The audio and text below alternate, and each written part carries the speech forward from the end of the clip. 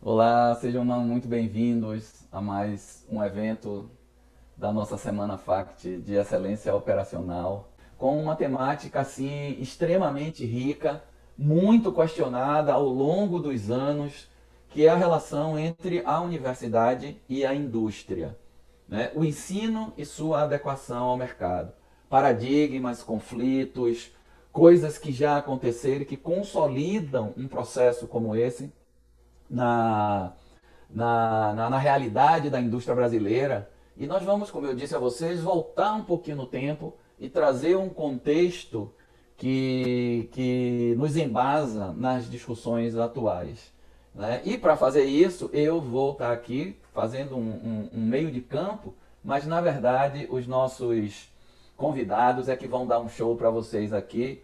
E eu chamo eles para que possam participar aqui comigo, Luiz Pontes e Ricardo Carrijo, duas pessoas assim de longa data que a gente tem uma relação muito forte, e eu gostaria de chamá-los aqui para que a gente possa compartilhar desse momento, das nossas conversas, trazer temáticas importantes que entretenham vocês que estão aqui junto conosco, para compartilharmos essa história, dessa relação de auxílio mútuo, digamos assim. Pelo menos é o que nós imaginamos.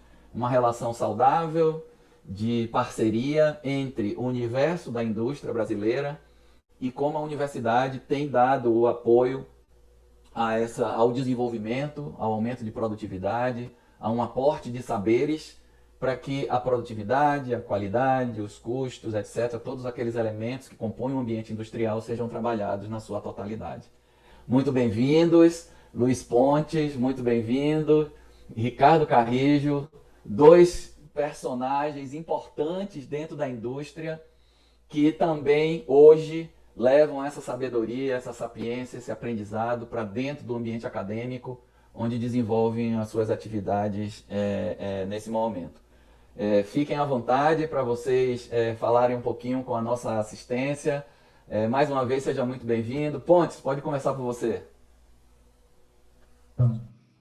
Bom dia a todos aí, né? É um prazer estar nessa discussão da FACT. Eu acho muito importante esse tipo de discussão entre o papel da universidade e como ela pode ajudar a indústria. Eu fiz agora 40 anos de formado, né? Então tenho uma vida grande. Desses 40 anos, metade foi na indústria e praticamente metade na universidade, com interseção de um bom tempo. Até hoje eu ainda interajo muito com a indústria. Então, dentro da engenharia química, a gente tem uma visão interessante, assim, lá dentro do polo petroquímico, tanto da parte de P&D, combustão de fábrica, e na universidade no ensino, mas principalmente no ensino de pós-graduação. Embora também eu amo dar aula na graduação, é muito gostoso isso. Então, o que eu puder colaborar vai ser um prazer para mim. Obrigado a todos e muito obrigado pelo convite, cara. Valeu, Pontes, companheiro aí de longa data. Nós ontem estivemos aqui, eu comentando com Pontes aqui nos bastidores, Carrijo, que nós tivemos a oportunidade de conversar com Climério e com Marcelo, que são contemporâneos meu e de Pontes na empresa que nós trabalhamos, a antiga Copene, que hoje é Braskem, do Grupo Odebrecht. E visitamos ou revisitamos diversas histórias, muitas construções interessantes, e que talvez até de certa forma preparamos o ambiente para essa discussão que a gente vai ter aqui agora. Ou seja, nós olhamos para dentro da indústria, das carências de formação da mão de obra, tanto dos aspectos técnicos quanto dos aspectos de liderança, e que agora a gente vai dar continuidade como se a gente estivesse dando um passo para fora da indústria e mergulhando no mundo de formação efetiva, né? O mundo acadêmico das universidades. Então talvez essa comparação, na verdade não, esse link, essa vinculação, ela nos ajude a compreender bem essa temática que a gente vai ter a oportunidade de conversar aqui. Ricardo Carrijo, meu querido, também de longa data, companheiro de luta aí na bandeira do TPM aqui no Brasil, oriundo da indústria, como eu, como Pontes, muita experiência, professor universitário. Com você, Carrijo, sua apresentação, por favor, meu querido. Seu microfone está fechado. Seu microfone, Carrijo, está fechado. Bom dia, Canário. Bom dia, Luiz Pontes. Bom dia aos amigos da FACT. Satisfação muito grande estar aqui com vocês hoje. Quero, em primeiro lugar, agradecê-los pelo convite. Espero poder compartilhar um pouquinho da experiência nesta iniciativa comemorativa aos 50 anos e dizer para vocês que é sempre muito bom revê-los, sempre muito bom compartilhar essas informações, porque o TPM, de fato, é isso. É um compartilhar permanente de conhecimentos, uma troca de experiências que nos leva ao crescimento, né? A minha carreira também ela é ligada à indústria e ao meio acadêmico, né? São 40 anos como professor universitário. Encerrei recentemente minha carreira de 48 anos na indústria, na Tilibra, né? Onde tive o privilégio de conhecer o TPM, iniciar o TPM lá em 96, depois fazendo o curso de formação de instrutores pela JTPM, instrutor internacional 775, que é o nome da loja, um número muito legal.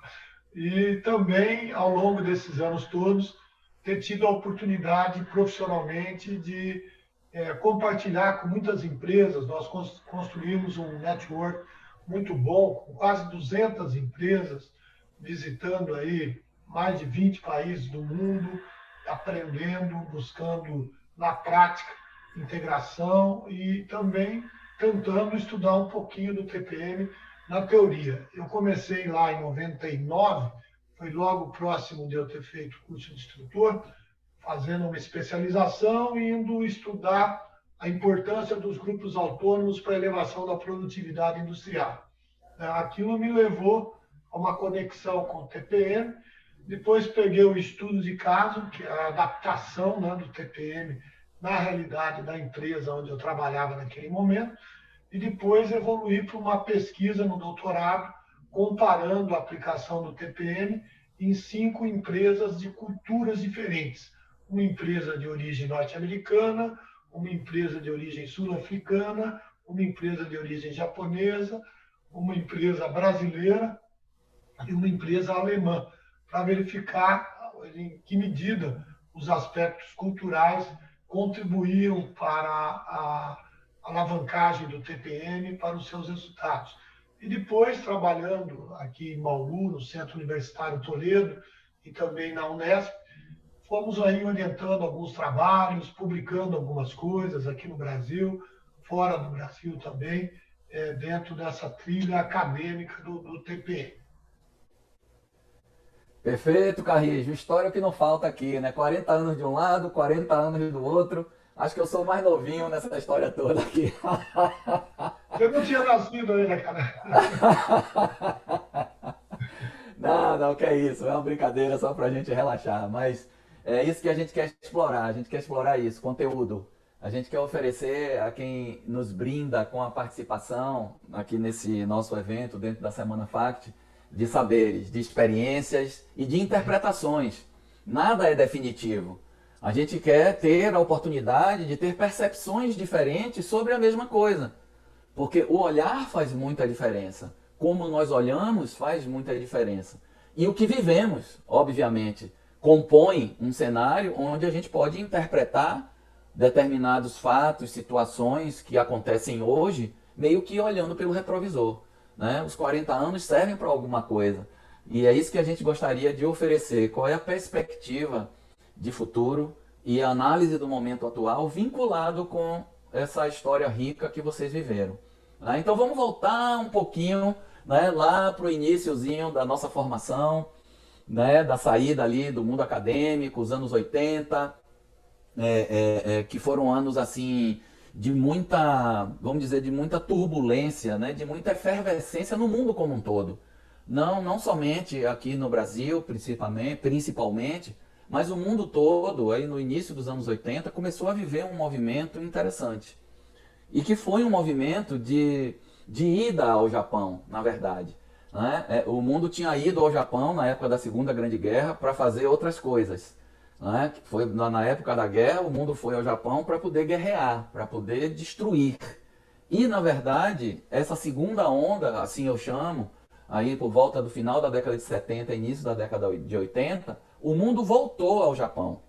O mundo voltou ao Japão, mas para aprender, mas para verificar como que um país que foi destruído na época da Segunda Grande Guerra, né, em cerca de 20 anos, se reergueu e virou referência no mundo industrial. E essa onda fez com que muitas pessoas fossem ao Japão conhecer esse processo da qualidade total.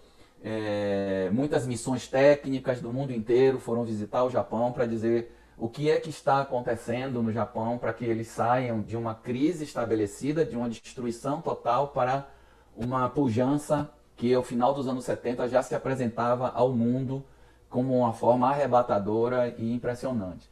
Então, assim, nos anos 80, como eu estava comentando, as organizações brasileiras elas também se inseriram nesse contexto da onda da qualidade total, o movimento de produtividade. Ao final dos anos 80, nós tivemos uma mudança de governo no Brasil, né, com a eleição do Fernando Collor de Mello, e que ele derrubou os preços tipados, e isso fez com que proteções que existiam no mercado nacional elas fossem derrubadas. E isso fez com que a indústria brasileira, que já vinha numa intenção de se aproximar desse movimento de qualidade e produtividade, despertar mais ainda e colocar velocidade nesse processo.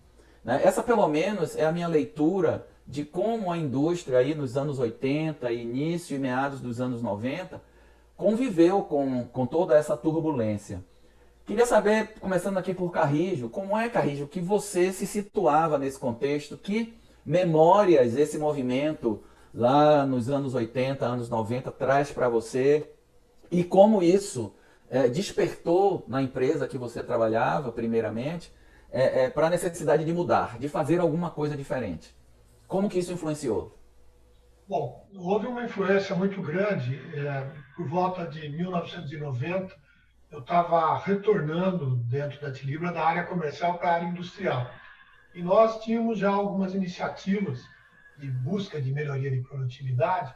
E naquele momento, nós, no início dos anos 90, começamos a contar com a consultoria do professor Falcone, né, que na época tinha ido ao Japão, estava trazendo excelentes ideias junto com o pessoal da Universidade Federal de Minas Gerais, né?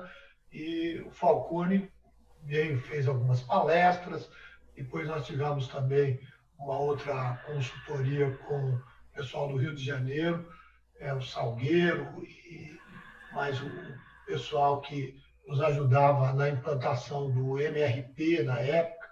E nós começamos a despertar aquela sopa de letrinhas.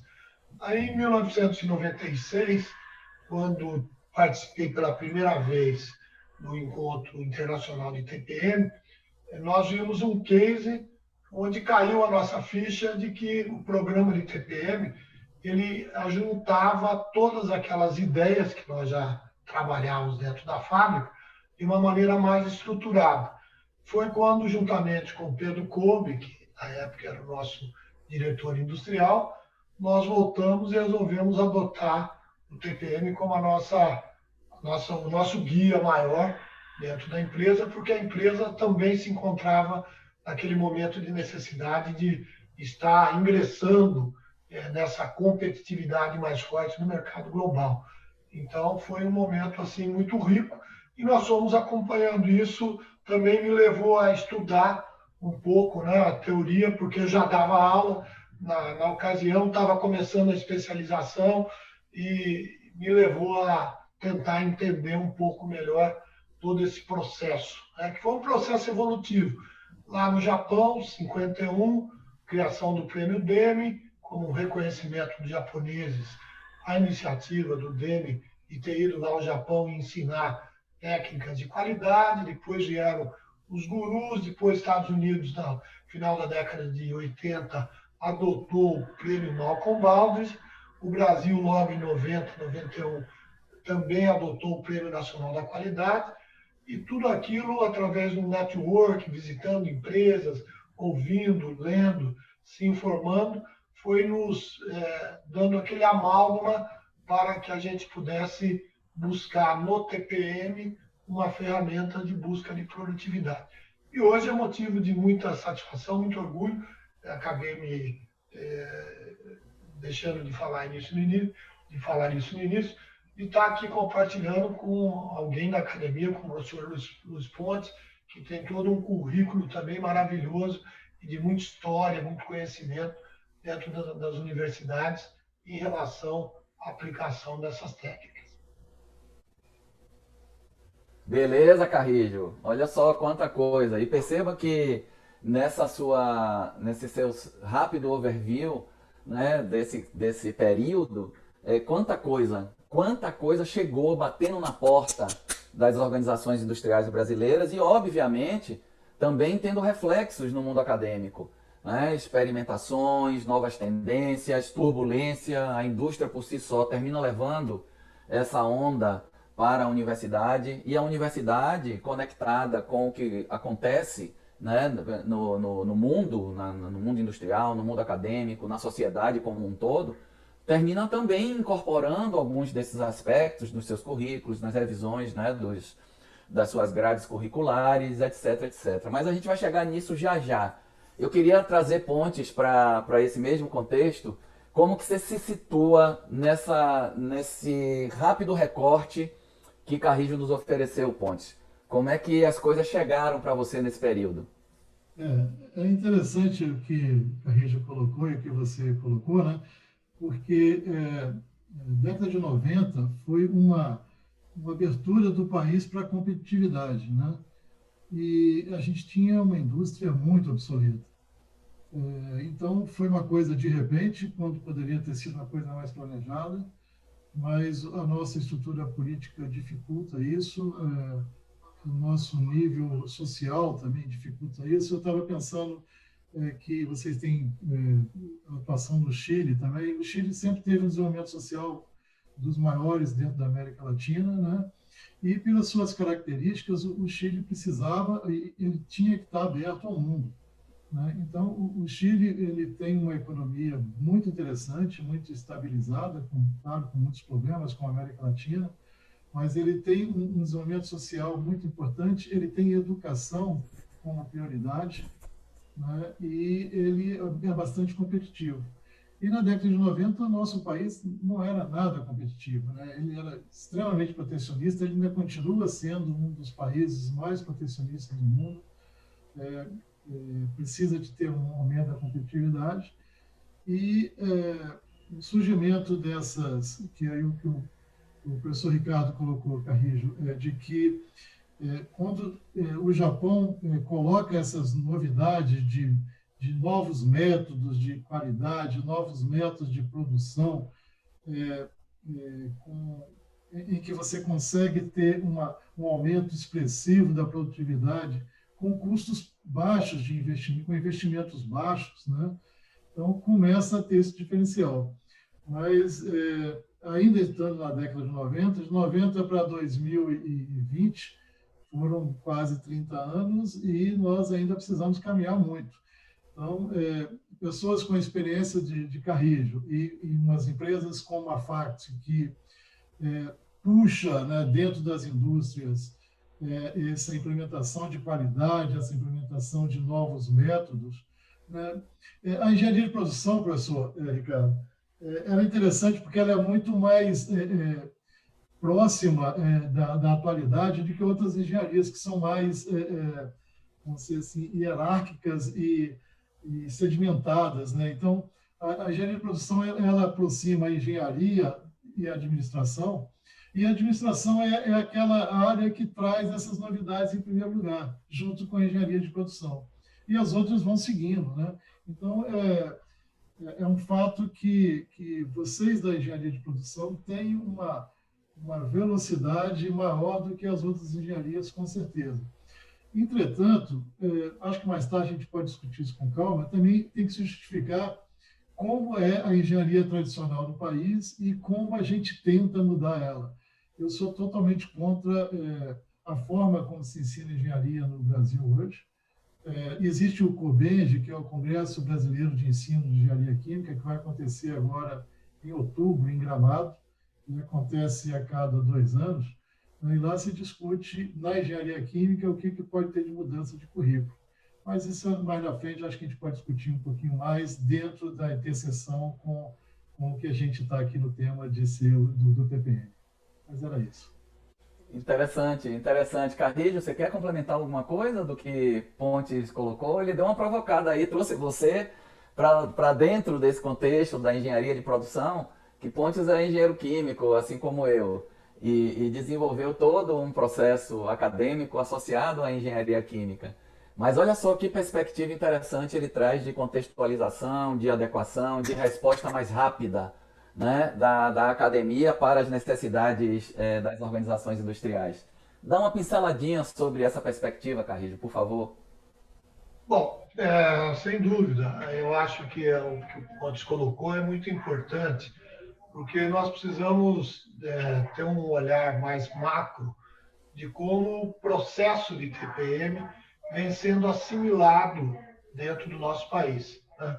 Ele veio pelas mãos do professor Imai, se disseminou por várias empresas, algumas, né, bastante conhecidas, Pirelli, Lever. Ele saiu do Japão pela Volvo, né? Publiquei um trabalho, fiz um estudo para tentar entender qual foi a caminhada do TPM a partir do Japão, saindo para a Volvo na Suécia, onde foi criado o sistema Volvo de produção. Depois ele veio para a Itália, da Itália chegou no Brasil via Pirelli, e daí foi se ramificando para outras organizações. Então, essa trajetória ela foi se espalhando no Brasil, assim como nos outros países, de uma maneira mais prática e menos teórica, né? Então, as empresas assimilaram as técnicas, foram recebendo as consultorias, os instrutores japoneses de JPM também mandando todo esse aporte de conhecimentos. Mas houve um momento em 2004 em que o governo japonês tomou uma medida, de certa forma, de travar um pouco os conhecimentos que saíam do Japão em função do TPM. Foi uma medida legal, porque o governo japonês entendia que o TPM era um programa de aumento de competitividade das empresas japonesas e que não deveria contar com subsídios para ser disseminado, vamos dizer, de uma maneira mais ampla, em forma de consultorias. Isso, de certa forma, bloqueou um pouco o trânsito de conhecimento do Japão para o Brasil, justamente no momento em que o TPM saía de uma base mais industrial para um método de gestão. Mas isso não impediu que outros países, especialmente Estados Unidos, com Jeffrey Licker e outros estudiosos, fossem avançando em olhar não só o TPM, mas o sistema Toyota de produção como uma base conceitual mais pesada e mais forte. Então, a prática do TPM, que foi se aprimorando na medida que fomos nos apropriando dos 8 pilares, das etapas dos 8 pilares, da prática, da troca de informações, do network, também o conhecimento teórico ele foi rodando e se acumulando em outros lugares do mundo. Aqui no Brasil, isso estancou um pouco a forma de transmissão dos conhecimentos, porque temos que considerar alguns aspectos teóricos interessantes. Os conhecimentos originais de TPM são produzidos em japonês, né? E a dificuldade da língua para o inglês já é uma dificuldade, para o português, uma dificuldade maior ainda. Então, isso, de certa forma, criou aí um gapzinho de transmissão de conhecimentos da filosofia do TPM, como um método de gestão, não da base, não do TPM raiz, que é aquele que nós praticamos, que a FACT pratica. E a gente foi olhando essa perspectiva, fui acompanhando ao longo desses anos, procurando participar do ENEGEP, do SIMPEP, como um avaliador de artigos, prestando atenção naquilo que era produzido em cada lugar do Brasil.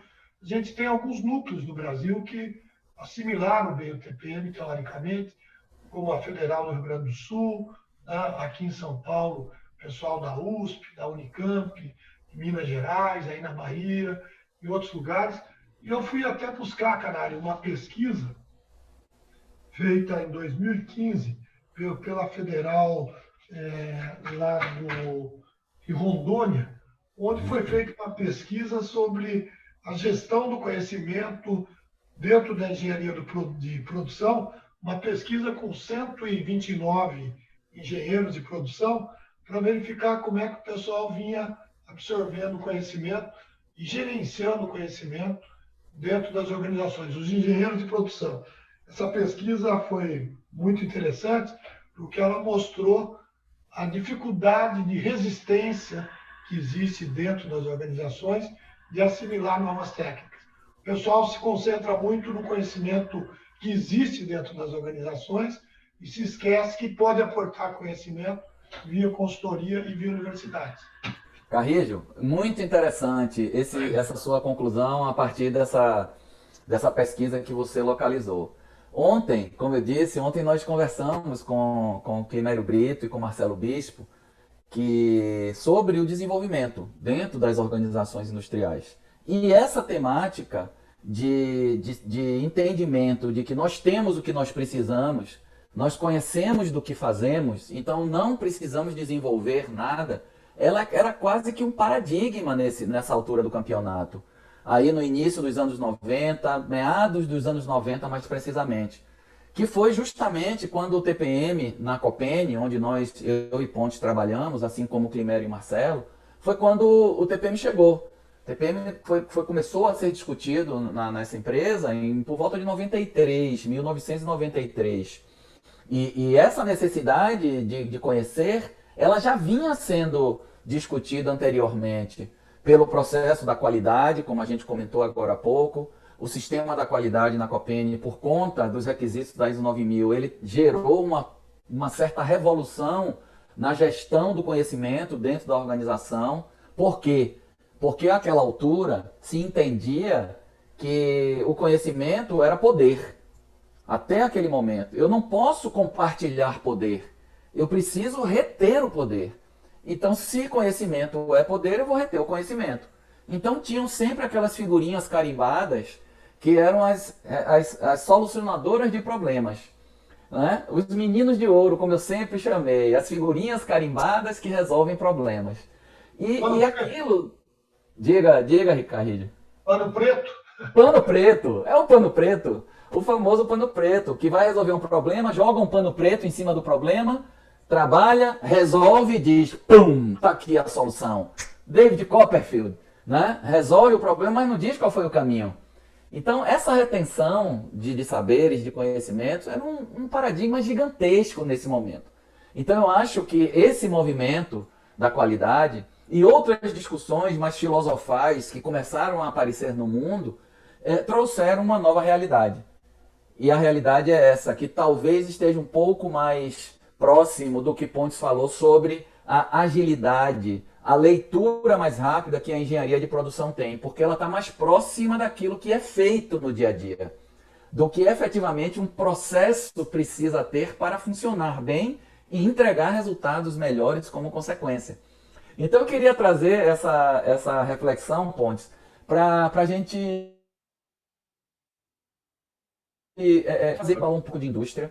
Eu queria ver, começando por você, né, como hoje, quer dizer, nos últimos talvez mais de 20 anos, você no meio acadêmico, vivendo essa construção acadêmica, tanto na graduação, mas principalmente na extensão e pós-graduação, se isso, esse pensamento de compartilhar, de formar pessoas e de se abrir para novos conhecimentos, se isso gera um conflito entre a indústria e a universidade, ou pelo contrário? Isso é um elemento que aproxima, que apresenta alternativas. Como que você tem visto isso, meu querido? Acho que agora eu posso falar bastante sobre essa minha visão de universidade e de empresa, né? Isso, por favor. Puxando as coisas que vocês colocaram antes, de um Japão que recupera a economia em 20, 30 anos, passa de um país destruído para um país desenvolvido, o que que ele tinha para fazer isso?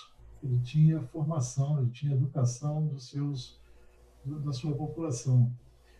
Outros países que hoje têm grandes indústrias de ponta em várias áreas, como Coreia, né, que é um exemplo asiático interessante, né, os países europeus que recuperaram depois da Segunda Guerra, a própria Alemanha, a Itália, a França, né, a Espanha ultimamente, a base é a educação, né? E nós temos uma organização da educação péssima no país. É muito difícil você pegar um país com a população que nós temos e ter um plano de educação eficiente e público, né? Sem ser rico, né? E mesmo o rico, como os Estados Unidos, ele tem uma educação muito fragilizada. Boa parte da população não cresce socialmente, economicamente, pela educação, porque não tem oportunidade. Então, a gente precisa ter uma revisão, primeiro, da educação, do que se ensina no ensino primário, né, no ensino secundário, para depois pensar em modificações na universidade também, porque a cada ano que passa, os alunos que chegam à universidade chegam com mais deficiência. Então, é muito difícil se você pega um aluno que já está no nível de velocidade 7, para chegar no 10 é fácil. Mas se esse aluno está lá no nível 3, para chegar no 10 é muito mais difícil. Então, esse é um dos pontos que a universidade enfrenta hoje. Mas, pensando no curso de engenharia, e aí pode-se incluir o curso de produção, que já inova em algumas coisas, né? Nós temos a engenharia de 5 anos, né?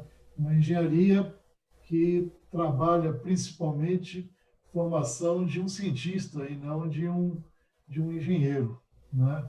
Porque os professores são cientistas, na grande maioria, embora na UFBA você tenha até uma boa mescla, assim, tem vários professores que vieram da indústria e que equilibram um pouco aquele professor que seguiu somente a carreira acadêmica. Mas a revisão não está dentro da UFBA ou dentro de uma universidade em São Paulo como a USP. Eu me lembro, na década de 90, quando eu fazia meu doutorado lá com Cláudio Nascimento na USP, ele já provocava uma engenharia química moderna com aulas dentro das fábricas em Cubatão, dentro das fábricas. Cláudio Nascimento não sei se vocês conhecem, Cláudio Nascimento é um gênio da engenharia, uma pessoa com um ser humano maravilhoso. Então, a engenharia com 5 anos é uma engenharia pesada em que há uma desistência, o curso grátis há uma desistência, uma evasão nos 2 primeiros anos, porque se aprende um monte de química, um monte de física e principalmente uma matemática dada por professores que sabem resolver as equações, mas não sabem para que servem as equações. E os alunos só vão aprender a mesma equação lá na frente aplicada no terceiro ano. Você deve ter vivido isso. Então, uma reformulação desse ciclo básico, já dando opção para aquele aluno, porque eu estava até analisando um trabalho de TCC que eu orientei há pouco, e dos novos alunos que saíram da universidade, 1/3 estão trabalhando em processo, que eu achei muito. Eu imaginava 20% a 25%. 1/4 estão na área de qualidade, né? Então, tendo interseção entre qualidade e processo, mais ou menos metade dos alunos que saem da universidade em engenharia química estão em processo ou em qualidade. E são áreas muito importantes, são áreas puro sangue dentro da engenharia. Mas os outros 50% trabalham em outras áreas, com a área ambiental, que está cada vez mais importante. Graças a Deus, agora com os Estados Unidos, com Biden, pensando no mundo, a Europa sempre pensou, né? Então, o que se precisa fazer na educação para mudar, na engenharia? Nós temos que ter um mínimo de conhecimento básico e temos que ter mais opções dentro dos cursos de engenharia para que um terço vá para processo, um quarto vá para qualidade e os outros 50% possam ir para as outras áreas. Então, tem que tirar um gesso, né? Desengessar mesmo a engenharia, permitindo mais disciplinas optativas e interdisciplinares, né? A universidade, como nome de universidade de um todo, né? A formação da engenharia química não precisa ser somente dentro da engenharia química. Ela pode ser feita em disciplinas dentro da engenharia de produção, ou dentro da filosofia, né, ou dentro de outras áreas da sociologia, que isso enriquece muito mais o ser humano e prepara mais o engenheiro. Esse é um pensamento muito particular meu, né? E um curso de 3.600, 4.000 horas de engenharia é muita coisa, é muita coisa. Então, na verdade, precisa de dar mais liberdade para o aluno, para ele escolher as disciplinas que ele quer fazer, para ele se formar naquilo que precisa. Mas nota-se fortemente que metade da engenharia é processo e qualidade, né? E esses novos métodos de qualidade são muito, assim como na engenharia eletrônica, por exemplo, na engenharia do conhecimento, eles são muito mais velozes, né, do que a termodinâmica, a cinética, o fenômeno de transporte, que o fenômeno de transporte da década de 90 é o mesmo de hoje, né? Verdade, verdade.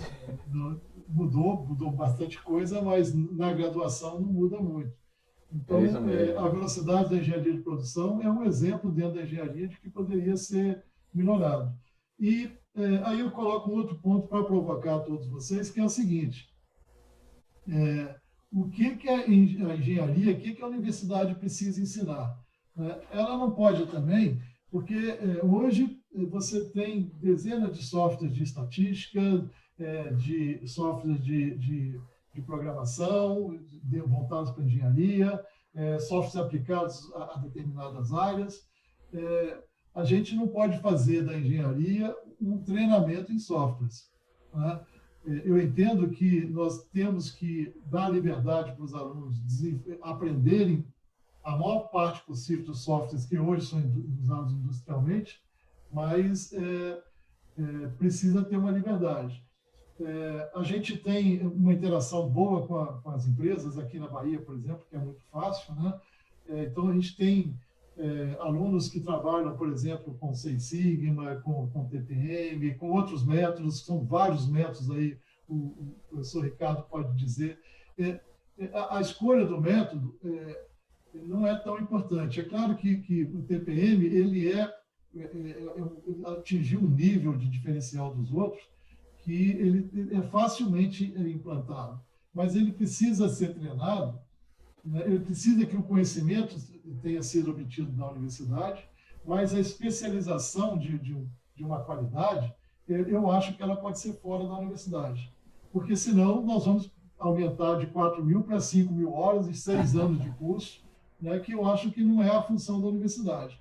Então, nós temos que escolher o que se ensina na universidade. Tem que se ensinar uma estatística para que o aluno possa depois aplicar essa estatística em metodologias ou procedimentos de qualidade. E pode deixar o aluno livre para que ele desenvolva os softwares. Não dá para o professor também conhecer todos esses softwares, porque então ele vai ficar só estudando software o tempo todo. Claro, Estou falando claro. de software, mas não é só software, os métodos também, né? Perfeito. E ele aprende, como eu aprendo muito no TCC, eu aprendo muito orientando alunos de mestrado. O Murilo, que é um Master Black Belt de Seis Sigma, né? Conheço. É um aluno de mestrado, né? E ele usou a metodologia a um trabalho na Braskem, que deu muito dinheiro para a Braskem, e está defendendo a tese daqui a pouco. Aham. Então, a gente vai aprendendo com as pessoas que vêm da indústria.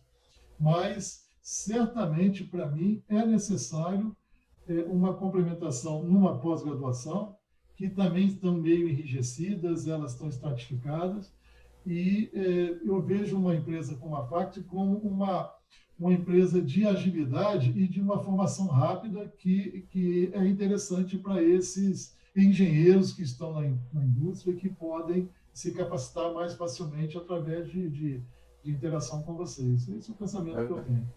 Verdade, como uma complementação.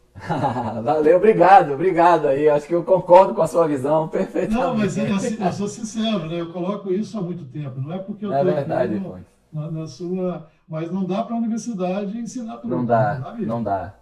E nessa leitura, aí eu queria ouvir também Carrijo com muita atenção por conta do papel dele como gestor dentro da indústria, né? Deixando um pouquinho de lado esse olhar mais acadêmico, mas trazendo os seus 40 e tantos anos, 48, 43, eu não lembro mais, é tanto ano que eu termino me perdendo aqui, de trabalhos aí.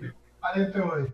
48, tá vendo? 48 não é pouca coisa, é mais do que uma vida quase, na Tilibra, onde você assim passeou por diversos processos dentro da Tilibra, sempre com uma pegada de qualidade, com uma leitura de processos de produtividade, mas que ao mesmo tempo traz, dentro desse desenho que Pontes nos ofereceu, muito interessante, essa releitura, né, do currículo, na formação da engenharia como um todo, que necessita de ajustes na perspectiva que ele trouxe, mas que ao mesmo tempo diversas outras brechas, diversas outras oportunidades também se apresentam nesse currículo. E aí por que eu trago isso com muita força?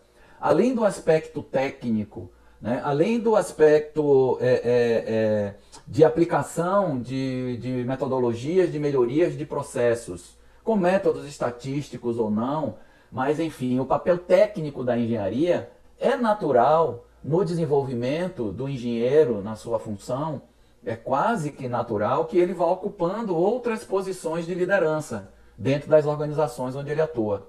Né? Então, a competência técnica muitas vezes catapulta, oferece a esse profissional uma possibilidade de crescimento, mas como líder, como um gestor, e não mais como um engenheiro técnico, aplicando todo aquele conjunto, aquele arcabouço de conhecimentos que ele aprendeu na sua vida universitária e que aprimorou na aplicação prática no ambiente da indústria. Né, Carrijo? Então, como que você vê, Carrijo, esse seu papel como gestor dentro da indústria e hoje, fazendo um contraponto com o que Pontes nos trouxe, e você como professor, que ao longo da sua vida na indústria também exercia esse papel, então você tem a possibilidade de trazer essa dicotomia, né, esses olhares com muita propriedade. Como que você vê muito menos essa questão técnica, mas a questão da formação da média gerência nesse contexto dessa relação de indústria com universidade? A indústria se relaciona com a universidade para oferecer essa perspectiva de dizer, gente, vocês também precisam olhar um pouquinho para a formação do engenheiro como um líder de pessoas, ou isso é um papel única e exclusivamente da indústria? Como é que você se situa nesse contexto? Bom, Canário, acho que tudo passa por uma formação de base, como o professor Luiz Pontes falou. Lá nos anos 90, a gente percebeu o seguinte: bom, nós fabricamos na Tilibra produtos para educação, cadernos, né? Então, vamos começar a olhar para dentro e ver a base nossa como está. Então, nós fizemos um chamado censo social na época e nós percebemos que boa parte dos nossos profissionais, naquele momento, tinham algumas carências que precisavam ser supridas, de formação escolar básica. Alguns não tinham primeiro grau, alguns não tinham segundo grau. Então, nós começamos na Tilibra, naquela época, um programa muito forte de formação de primeiro e segundo grau, oferecendo bolsas de estudo para nivelarmos o terreno. porque sabíamos que a aplicação das técnicas de produtividade exigiam conhecimentos mais sólidos e que a nossa equipe, naquele momento, precisava ser alavancada. Então, foi um trabalho paciencioso, feito junto com o RH da empresa, e nivelarmos todos que não tinham o primeiro grau, todos que não tinham o segundo grau. Aí fechamos a porta, passamos a exigir para a entrada na empresa o segundo grau e fomos acertando o terreno. E com isso também fomos abrindo espaço para os estagiários vindos da Unesp, de outras instituições aqui na nossa região, para ir fazendo essa integração um pouco mais acadêmica com a parte prática. Isso também provocou a média gerência, porque é uma brincadeira que eu acho que uma vez já falei contigo, aquela história que o pessoal acha que conhecimento não é importante, né? Então o pessoal pensa assim, o pessoal da média gerência, olha, o que vem de baixo não me atinge. Costumo brincar, mas senta num formigueiro para ver se não te atinge. Porque na medida que você provoca o conhecimento na base, a base começa a provocar o pessoal de cima, né? Então, o pessoal de cima também tem que ir buscando novos conhecimentos e isso cria um círculo virtuoso de busca permanente de conhecimento. Então, a coisa tem que começar pela base, sim. Os nossos currículos dos cursos de engenharia de produção precisam ser aprimorados. A minha formação básica, eu sou administrador e economista. E fiz meu doutorado em engenharia de produção. Mas atuando esses anos todos em congressos, em universidades aqui no estado de São Paulo, em outros lugares também, a gente percebe que dentro dos currículos é necessário também enfatizar um pouquinho mais a questão do papel do engenheiro de produção como uma pessoa de transformação, de liderança, de catalisador desses processos. De fato, os softwares atraem, né? A juventude gosta de brincar numa simulação, né? De brincar lá, sentar diante de uma tela e desenvolver vários softwares que são ultra necessários, obviamente, mas também não pode se esquecer que tem que desenvolver aquela capacidade de motivador de pessoas, de fazer o papel de liderança, de transformação dentro do ambiente onde vão trabalhar. Então, esses jovens que saem das universidades, muitas vezes são atraídos para o próprio setor da educação. Nessa pesquisa que eu me referi a você, com 130 engenheiros de produção de todo o Brasil, uma boa parte está no mundo da educação, o que revela que os engenheiros de produção muitas vezes são formados para produzir outras pessoas dentro da área da educação. Então, precisa haver essa aproximação maior, sem dúvida, na prática, começando da base.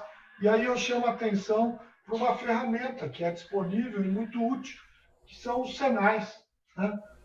Quando você chega na etapa 3 para a etapa 4 da manutenção autônoma, quando a gente brinca que você tem que trocar o óculos, né, do operador, né, e fazer o operador enxergar que ele não pode mais só ficar apagando incêndio e que o próprio técnico de manutenção não pode mais só ficar querendo consertar, apertando parafuso, e que ele precisa de novos conhecimentos, as indústrias também podem se recorrer ao Senai, que tem cursos muito bons, para poder ajudar nessa base, vamos dizer assim, de formação dentro da indústria, né? Então, esse aspecto de conhecer um pouquinho mais de técnicas de lubrificação, de reajustes, de medições, tudo de estatística básica, tudo isso é disponível para alavancar a base e empurrar a média gerência para cima. Então, eu vejo dessa forma.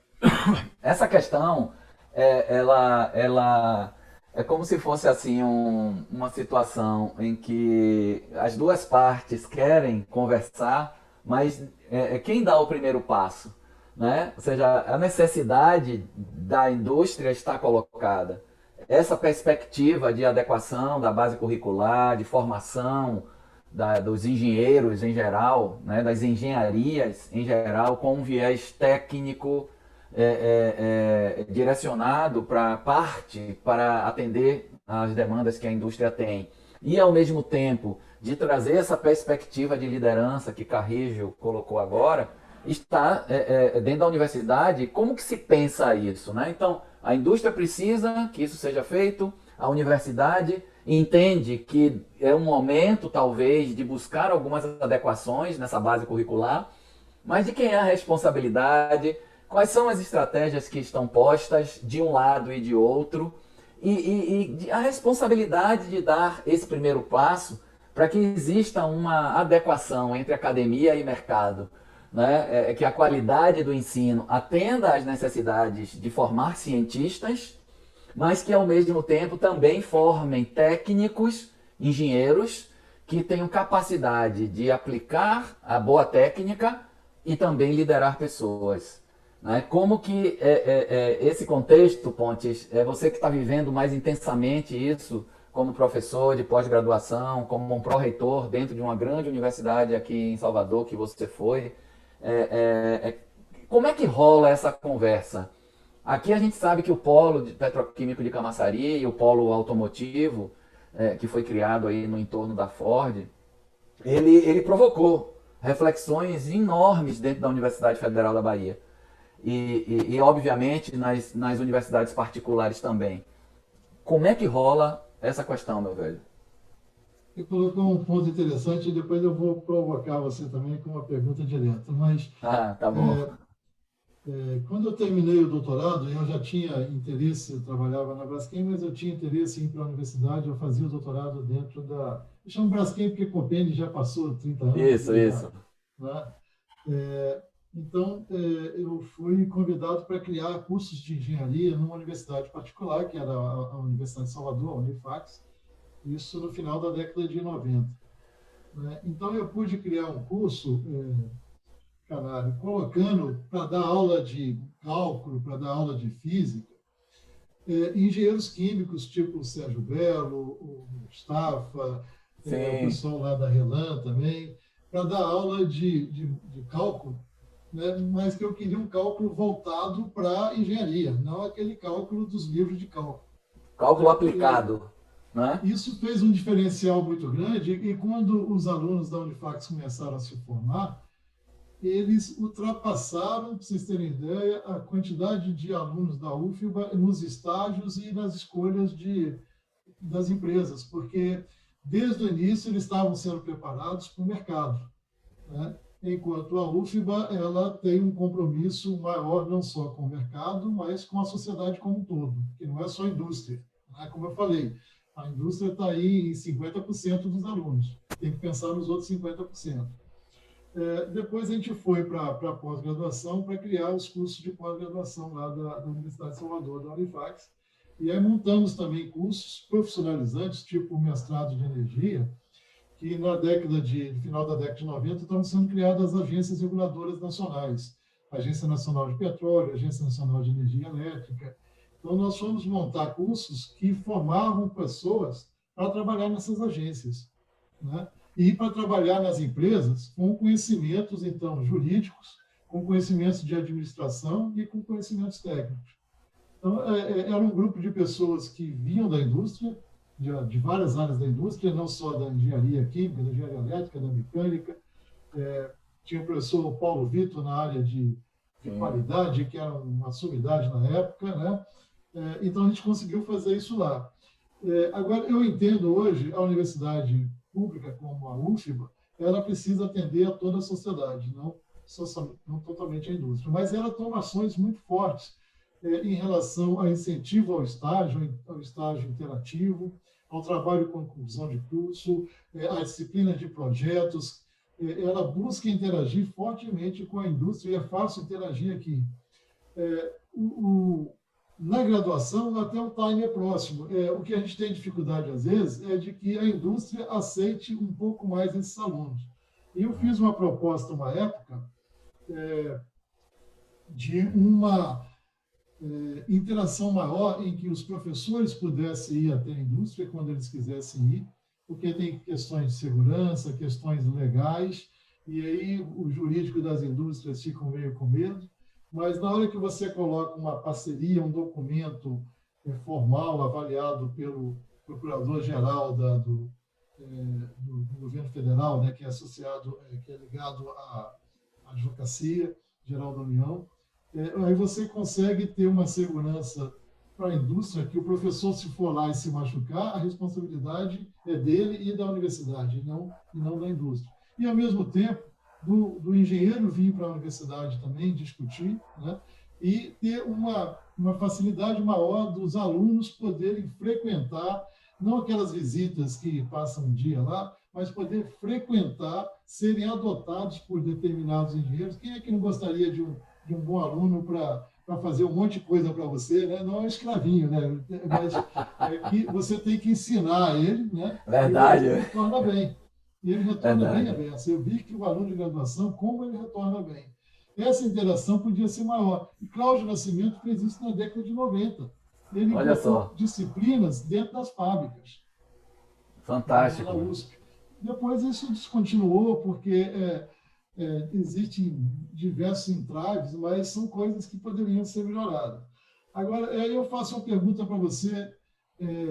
Quando você saiu da Universidade Federal da Bahia, o que você sentiu falta que poderia ter sido ensinado? Tá? Que lá já vai quase 40 anos, ou se não faz isso, ou quase isso, né? Acho que é menos de 40, que você é bem mais jovem. E eu queria que você fizesse o exercício, esse é fácil de você responder. Agora, eu queria que você fizesse o exercício de o aluno que sai hoje da universidade, o que você acha que a indústria espera dele? Perfeito. Quando eu coloco para você, pode ser o Ricardo, pode também comentar na área de engenharia de produção, que ele é doutor em engenharia de produção, e outros que estão aí presentes nós temos 30 pessoas participando, que poderiam questionar, então a gente provocar uma discussão mais, para não ficar muito no fala-fala, assim, mas ter um direcionamento de perguntas e respostas e provocações, viu? Beleza. Pontes, eu tive a oportunidade de ter trabalhado como operador de produção numa empresa antes da universidade, né?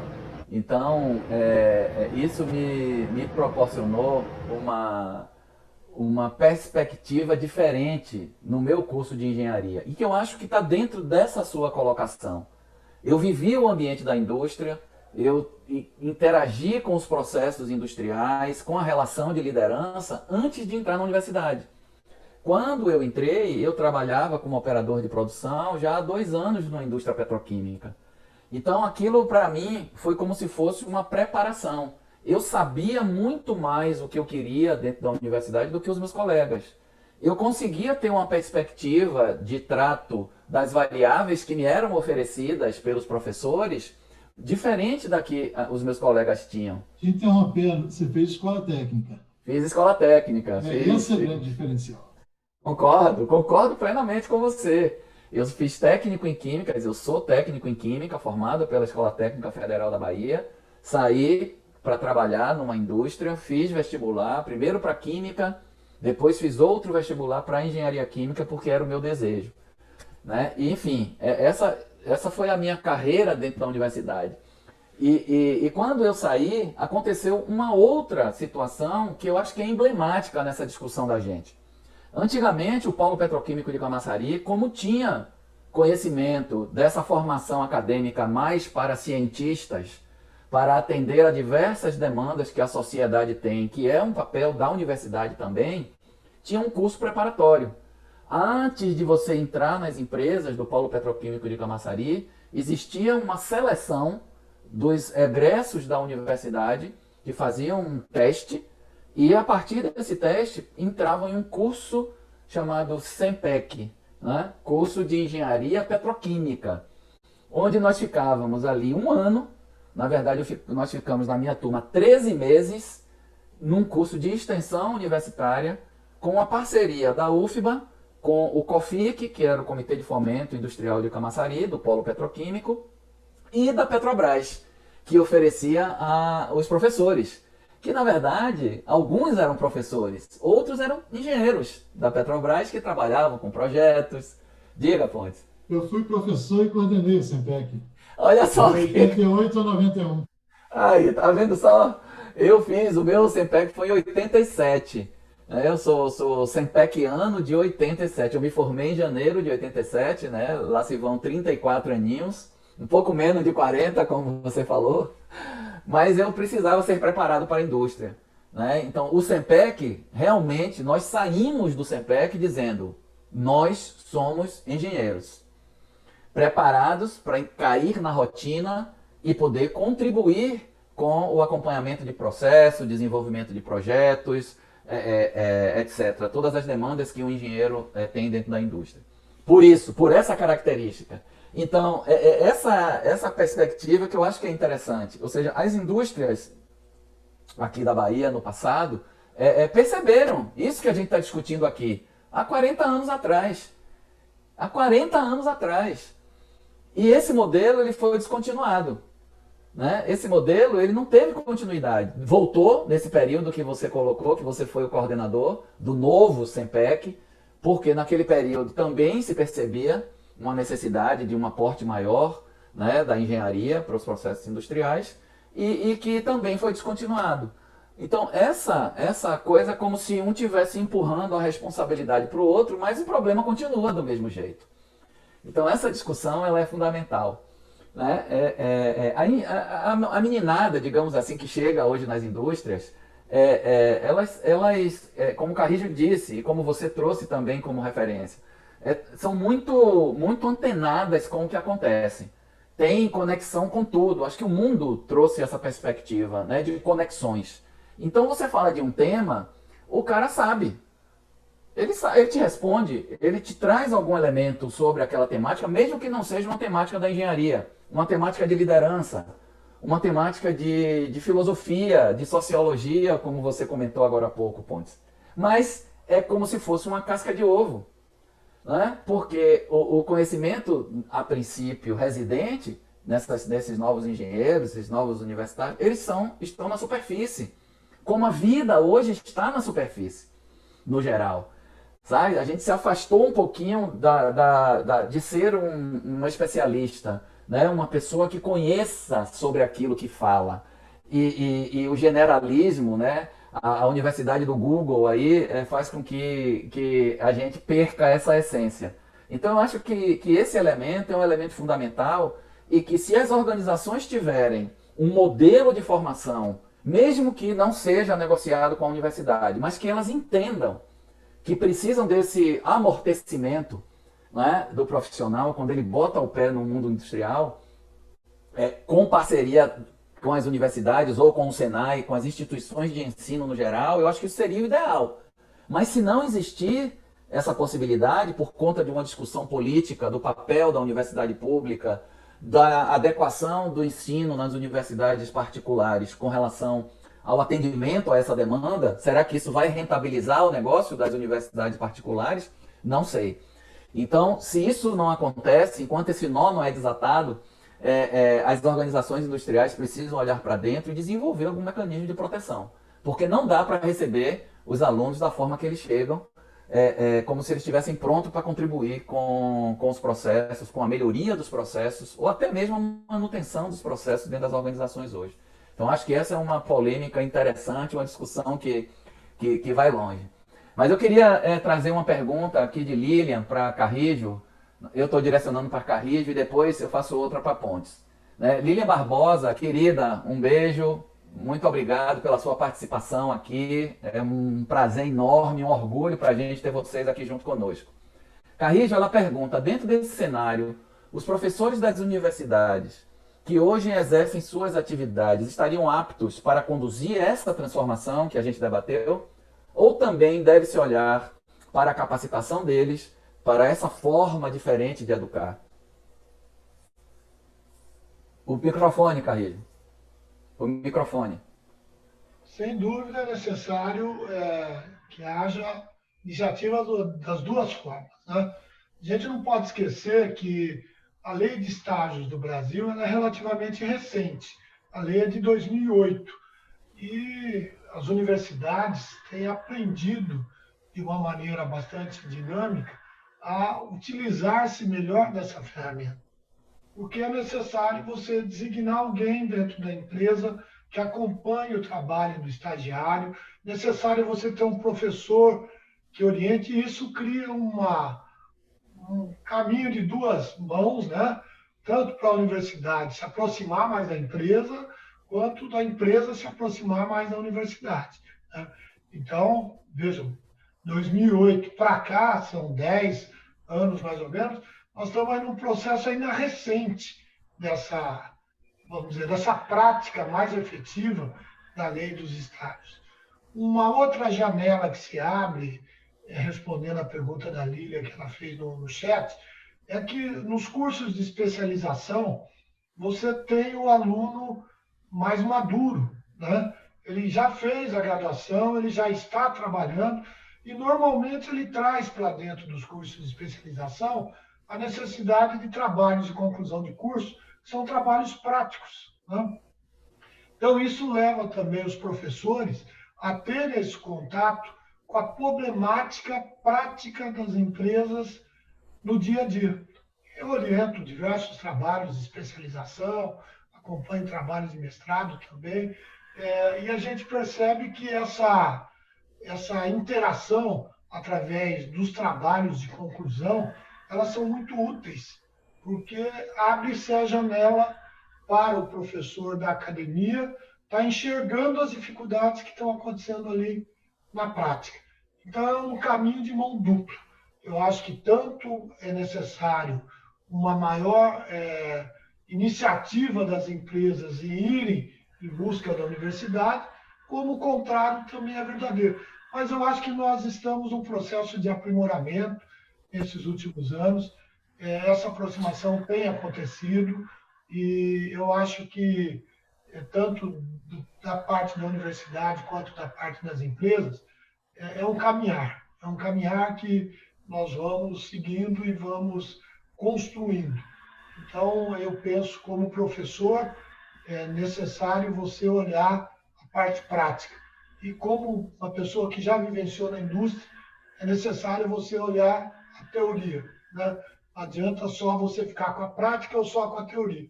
O correto é você fazer essa integração. E eu tive na minha vida profissional esse privilégio de trabalhar durante o dia e à noite na aula, e depois no outro dia vir para a fábrica e olhar um pouco daquilo que eu aprendia e trocando essas experiências. Então, isso foi muito útil e eu acho que eu procuro, pelo menos no meu dia a dia, passar isso para as pessoas, porque eu acho que é algo de fundamental importância quando a gente quer evoluir. Formar gente é muito importante. Eu me orgulho, por exemplo, de Fábio Silva, que foi meu estagiário lá na engenharia de produção, quando ele veio estudar em Bauru, lá nos anos 90, começou comigo, hoje ele é o dirigente principal da área industrial da Tirilo. Eu me orgulho muito disso, porque vi todo o crescimento, trajetória do menino que chegou, fazendo o curso, foi se interessando, foi se desenvolvendo, e de outras lideranças também, que às vezes passaram pela própria empresa, nós demos oportunidade, e hoje se encontram em outras empresas exercendo o papel de liderança. Perfeito. Não adianta só também você dar a técnica para o sujeito. Você tem que mostrar para ele a importância de formar pessoas, de compartilhar os conhecimentos, e também as empresas têm que se abrir um pouco mais para essa troca de experiências, o network, né? Eu vi aqui na pesquisa, essa pesquisa que eu fui buscar, que boa parte das empresas não praticam o benchmark. Mais de 50% das empresas não usam dessa técnica de fazer uma integração com outras empresas. Muitas vezes você aprende muito numa visita, né? Você passar um dia dentro de uma empresa, você buscar informações, é algo muito rico, tanto para o aluno, quanto para o professor, quanto para as pessoas que trabalham dentro das empresas. As empresas são muito herméticas, né? As empresas não abrem muito espaço para esse compartilhamento. O professor Imar gostava muito de fazer isso, nos levou a muitos lugares. Eu nunca me esqueço, né, de algumas visitas que fiz com o Imar no Chile, na Argentina, nos Estados Unidos, visitas que foram extremamente úteis e importantes, porque, independentemente do lugar onde você esteja, você está sempre aprendendo. A vida é um eterno aprender e ensinar. Ninguém é tão bom que saiba tudo. Não tenha nada o que aprender. Então, todos nós temos que aprender ao longo de toda a vida. Então, sejam os professores, têm que continuar sua aprendizagem olhando para a prática, quanto as empresas têm que aprender que a teoria também evolui e que essa teoria tem que vir para dentro das empresas. Não sei se respondi a pergunta da Lilian, mas eu acho que é um caminhar de mão dupla. Concordo, Carrejo. Muito bom, cara. Legal essa perspectiva, eu concordo com ela. Acho que é um processo de mão dupla. E nessa mesma linha, Lilian também, né, traz um aspecto interessante que está conectado com o que você comentou, quando na extensão, né, os profissionais da indústria levam temáticas práticas de problemas que eles vivem no seu dia a dia, nos acompanhamentos de processos, nos pequenos projetos que são desenvolvidos, levam isso para dentro da universidade, para discutir, para poder trabalhar essas temáticas, né? Mas ao contrário, como é que isso funciona? Né? Ela diz aqui, olha, Pontes, essa é para você. As indústrias sentem quando contratam as lacunas daquele profissional que foi contratado. Existe um caminho, uma forma estruturada que as universidades usem para enxergar estas necessidades que a gente está colocando aqui, essas lacunas, como têm sido trabalhadas dentro da universidade, olhando para fora. Existe algum mecanismo nesse sentido, Pontes? Eu agradeço a Lilian levantar essa bola, porque eu vou dar um chute forte aí, né? Para começar, eu achei espetacular o depoimento de uma pessoa, o Carrijo, que trabalhou na Antilibra, né? E ele disse que as empresas são herméticas, né? Aí, agora o meu chapéu principal à universidade, eu também acho, tá? A empresa sabe muito reclamar da universidade, que a universidade está fora do compasso, etc., etc., né? Mas, na hora que você coloca um estagiário para ser orientado pelo Ricardo, veja onde é que ele pode parar, né? E quantos outros, né? E quantos outros fizeram estágio e foram parar lá. Só que a dificuldade de um estágio hoje para um aluno é gigantesca. As empresas não querem abrir estágio. Aí depois reclama que a universidade não dá o produto que ela queria. Tá? Então, levantou a bola e o espetacular depoimento de Ricardo. Agora eu vou colocar para ela, outras soluções, né? A gente tem um coordenador de estágio, né, que é uma disciplina que acompanha o estágio dos alunos, que é a professora Regina Viana, e nós temos vários profissionais dentro da UFBA que vieram da indústria. A Regina Viana, ela trabalhou na Fafem há muito tempo, acho que trabalhou em uma outra indústria de polo, depois foi para a Inglaterra, fez o doutorado dela e voltou com a vontade de ser professor, né?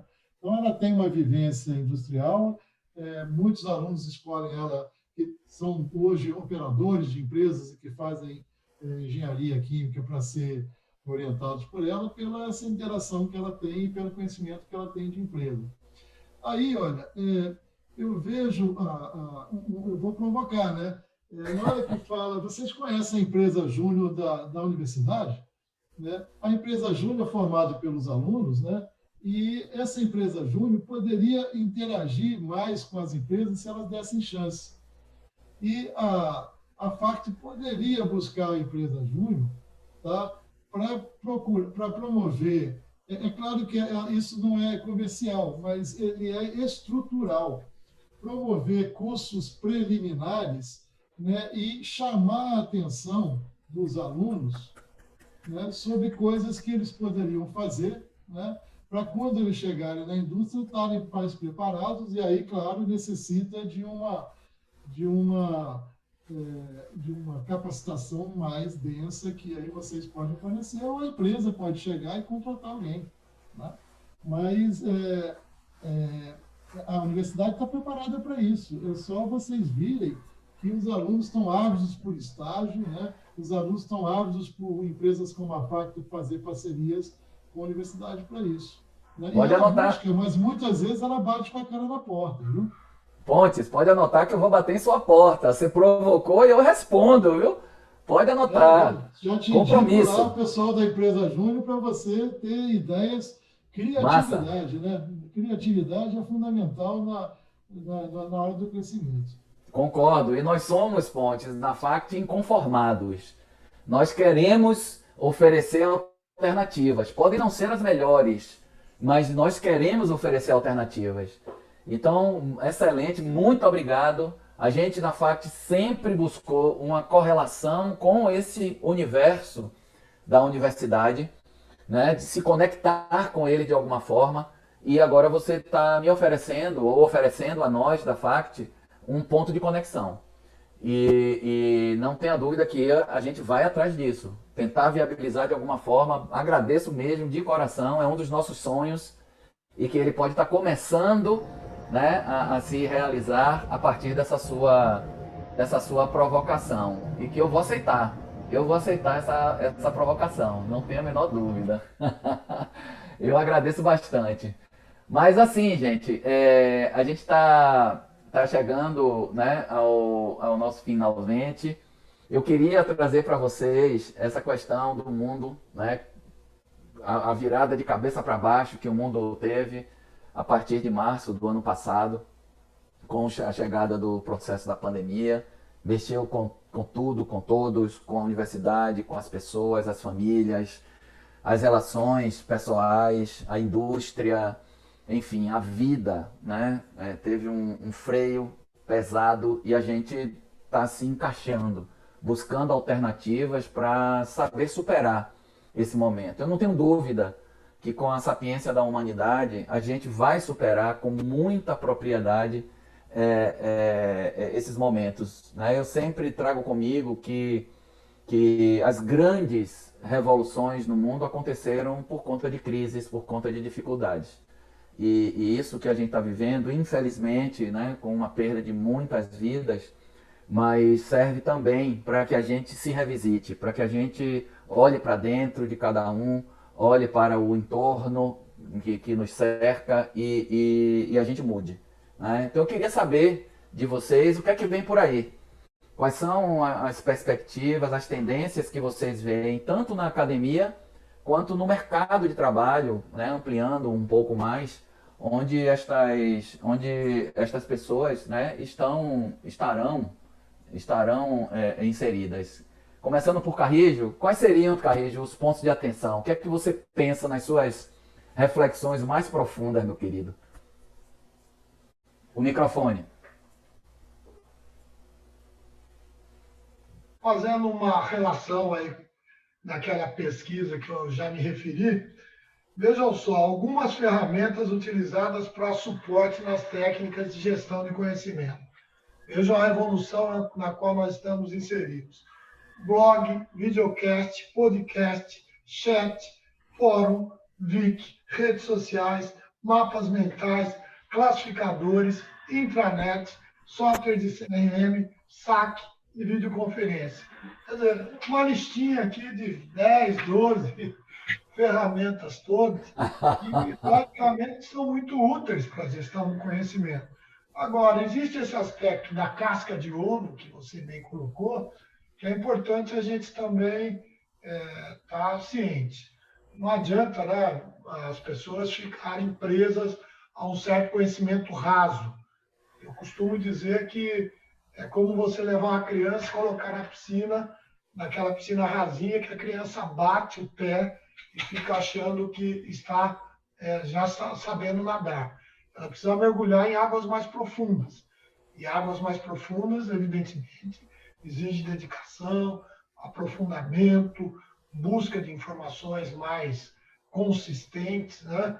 E aí a academia pode ajudar muito nesse aspecto, né? Eu sempre vejo, o aluno vai lá no Google, ele acha tudo, né? No tio Google, né? Acha tudo, ele já acha que já sabe tudo. Costumo brincar, falo, bom, olha, se você acha que você já sabe tudo pelo Google, você precisa parar e refletir um pouquinho. Porque se você for comprar um artigo de boa qualidade publicado numa revista de alto nível do ponto de vista científico, você vai ter que pagar os seus $50, porque não é informação gratuita, porque a informação também custa para ser formada. Esse é outro aspecto. As pessoas às vezes esquecem que o conhecimento ele custa para ser adquirido, né? Então, todas essas ferramentas que estão por aí, elas são muito úteis, válidas, porém não podemos ficar só nelas, né? Então, o que vem por aí, eu acho que é uma aceleração dessa digitalização que nós já estamos vivenciando. Hoje aqui é um belo exemplo disso, né? Falando com gente que está na Bahia, gente que está em outros estados do Brasil, aqui de dentro das nossas casas, aprendemos a usar melhor essas ferramentas e creio que já foi possível o aprendizado ao longo de todo esse período e usarmos isso para crescermos um pouquinho mais. Agora, do ponto de vista das empresas, eu acho que é um despertar para a necessidade de que o conhecimento está se desenvolvendo muito velozmente e que as empresas que ficarem paralisadas e herméticas, achando que só o conhecimento interno é necessário, elas vão estar se fossilizando e vão estar tendo dificuldades de sobreviverem, porque o conhecimento está fora delas. Então, elas precisam ter canais de absorção desses conhecimentos para poder avançar mais rapidamente. A velocidade é a chamada, é o título do livro do Bill Gates, A Empresa na Velocidade do Pensamento, né? Que ele escreveu lá no início dos anos 2000, mas que isso está acontecendo no dia a dia. Então, a empresa, se ela quiser andar na velocidade do pensamento, ela não pode se limitar às suas quatro paredes. O conhecimento está fora dela, ela tem que buscar, seja por consultorias especializadas, como a FACT, seja pelas universidades, irrigar esse conhecimento para poder dar conta de absorção e dar conta da aplicação, porque também não adianta só absorver, é preciso absorver e aplicar. Esse é o pulo do gato. Perfeito, perfeito, Carrijo. Obrigado, meu querido. E você, Pontes, o que é que vem por aí? Que pontos de atenção? É bem interessante isso que o professor Ricardo Carrijo colocou, né? A gente tem que pensar bastante, né? Qual o desafio que nós temos hoje, porque a velocidade com que as coisas avançam hoje é assim muito grande. Então, como que a universidade consegue acompanhar isso, né? Sem perder o foco na formação, né? Então, o que nós temos enfrentado hoje pela frente é o que fazer dos currículos de engenharia para que eles se tornem competitivos. E aí eu faço uma crítica que a grande maioria das universidades brasileiras forma engenheiro químico de processo, né? E, como eu falei, no máximo, um terço da formação dos engenheiros vão trabalhar em processo. Perfeito. E outras 66% de formandos que precisam de outras áreas e nós precisamos atender a todos, né? Às vezes a indústria vê só o lado dela. Se ela contratasse os 100%, não tinha problema, a gente ia atender exatamente como ela queria. Mas nós temos que preparar esses jovens para a vida, né? Nós precisamos formar os jovens e não somente informar esses jovens. Então, nós temos que, por causa da velocidade do conhecimento hoje, ser totalmente diferente da nossa época, né? A gente precisa rever os currículos e que a inteligência está no ser humano, né? E esses jovens, embora às vezes menos capacitados, eles chegam na universidade, mas eles estão cada vez mais antenados, mais ligados, e o conhecimento, a informação, não é melhor dizer, a informação é obtém fácil, né? Mesmo que seja no Wikipédia lá, mas porque no meu tempo eu ia era para o Redbook do engenheiro químico, né? Exato. A gente ia buscar lá as informações. Hoje, eles conseguem 1000 informações diferentes e tem análise crítica, a maioria deles tem uma boa análise crítica, que isso do individual é muito bom. Então, é verdade. O desafio de o que ter de novo na universidade, eu não vejo isso ser bem discutido no COBED, no Congresso Brasileiro de Ensino de Engenharia Química, não vejo. porque eu acho que falta, embora eles convidem sempre a empresa para estar lá, mas a empresa ainda não conseguiu passar para os professores realmente aquilo que é factível de ser feito dentro de uma formação que deve ser, para mim, no máximo de 4 anos. Então, nós temos desafios muito grandes dentro do curso de graduação para formar. E, Legal. certamente, como o Ricardo colocou, empresas de consultoria vão sempre existir. Na nossa época, a gente tinha o Ken System, que existe até hoje, por exemplo, na parte de mercado. A gente tinha projetos de processo, a gente conseguia esqueci o nome daqueles empresas de consultoria que nos davam aquelas informações que Sim, vinham via papel para a gente, isso. né? E hoje não, hoje você tem centenas de empresas de consultoria na área de projetos, centenas de consultoria na área de processo, né? Dezenas de softwares disponíveis em todas as áreas de engenharia e em outras áreas, e essa miscelânea de coisas, a universidade não pode formar em tudo isso, ela tem que formar a base, né? Claro. E o ensino, a complementação do ensino é a vida inteira, vocês sabem disso. Eu estudei a vida inteira, o Ricardo estuda a vida inteira e vocês estudam a vida inteira, não tem jeito. E Isso ficam aí. melhor. Muito obrigado, Carrijo, Pontes. Queria agora que vocês ficassem à vontade para se despedir, para suas últimas considerações. Bom, agradecer a você, Canário, pelo convite, agradecer ao Silvio, à Lívia, agradecer particularmente ao professor Ricardo Carrijo. Acho que a gente teve uma discussão sempre com uma convergência muito grande, então foi muito construtivo para mim, colocou pontos bastante importantes. Eu quero colocar sempre a universidade, não sou um representante na universidade hoje, um dirigente, mas sou um professor. A universidade está sempre aberta para discussão e ela recebe muito bem quando a indústria, quando os empresários vão até a universidade para parceria, né? E a nossa intenção mesmo é de formar pessoas e de formar da melhor forma possível, né? Dentro do que a sociedade pede, não só pontos específicos, né? E como processo, a qualidade, mas são dois dos mais importantes pilares para a engenharia química, o processo e a qualidade para a nossa formação. Então, estamos sempre disponíveis e agradeço realmente o convite de vocês. Um abraço a todos. Obrigado, Pontes, querido. Muito obrigado. Um prazerzaço te rever, voltar a essa conversa boa, agradável, cheia de reminiscências e não vão faltar outras oportunidades para a gente conversar. Muito obrigado. Carrijo, fica à vontade, meu querido. Ó o microfone.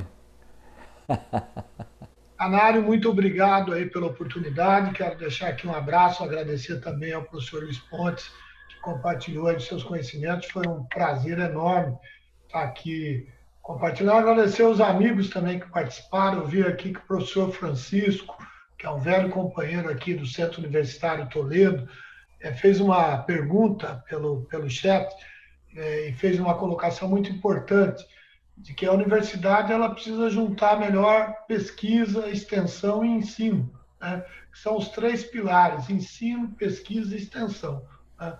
Então, um abraço também àqueles que participaram dessa discussão através do chat ou nos assistindo, etc. E foi muito bom e as portas também estarão abertas aqui, caralho, aqui no estado de São Paulo, na medida que a gente possa ajudá-los nessa integração aqui pelo interior com as universidades onde a gente trabalha, aqui em Bauru, em Marília, em outros lugares, para ajudá-los nesse processo de integração cada vez maior entre a universidade, a indústria e passando pelo viés do TPM. Ontem a Lívia lembrou bem do IBTPM, né? Instituto Brasileiro de TPM, que era uma ferramenta que criava um espaço de compartilhamento de informações, um network muito interessante. Eu acho que está aí também uma boa oportunidade para a FACT, para pensar em como criar esses momentos de compartilhamento, como essa semana que nós estamos aqui, para compartilhar experiências, para dar espaço para a valorização das pessoas que fazem o TPM acontecer na prática, né? Na pesquisa eu também estava vendo, poucas empresas se utilizam da ferramenta de criar momentos de compartilhamento das boas práticas. Quando você cria um espaço de compartilhamento de boas práticas, você valoriza as pessoas. O operador adora, né, poder ter a oportunidade de subir ao palco e ver lá na primeira fileira os seus diretores, na segunda fileira os gerentes, supervisores, os seus colegas, e compartilharem as boas práticas. Isso funciona muito bem no Japão, inclusive, né, torneios de boas práticas. Já há algumas iniciativas aqui no Brasil, a UBQ, lá em Belo Horizonte, costuma fazer anualmente um encontro de boas práticas, existem outros momentos também. Então, está aí uma boa oportunidade de se criar oportunidades para se valorizar essa gente que faz acontecer.